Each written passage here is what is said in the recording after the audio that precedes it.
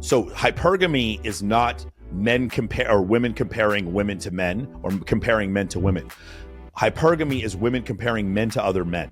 Women don't understand the level of competition. Like when my girlfriend would tell me, hey, let's just stay in and watch Netflix. I'm like, someone's trying to take my business. Like I can't stay in and watch Netflix. Like someone literally wants me, like there's new videos about me that came out. Like I have to work. I don't have the option. It's like, let's just eat this food. I'm like, I'm 47. Like you're 20, you're in your early 20s and you're stunning. You can eat whatever you want. I can't do that. I can't live like you. I have to compete every day to maintain where I am in the world. Sorry if that seems ugly or terrible to you. Ladies and gentlemen who are listening to this, you guys are going to go to a therapist. Women often do have a burden of performance, but they don't have to have a burden of performance. There's a world that you can live in as a woman where you can be very, very attractive and have a man take care of you. I'm not saying that's always the case, but women don't have to have a burden of performance. Women can be the passenger and they can be the captain.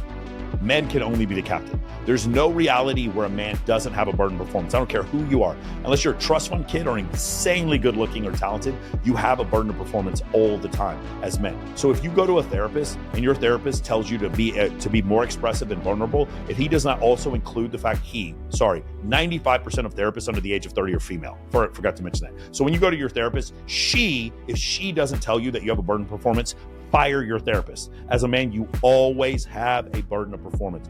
Never forget that. No matter how special, no matter how many breathing exercises you do, if you go to goat yoga and do aspirations telling yourself that you're enough, no matter what you want to believe about yourself, I got bad news for you. None of you guys are watching this. None of you are enough. None of you. If you can sit there and say all the vows you want at your wedding about through rich or poor and sickness and health, just look at the data. It's very clear that's not the case. As soon as you lose your job, the likelihood of her getting divorced from you like triples, quadruples.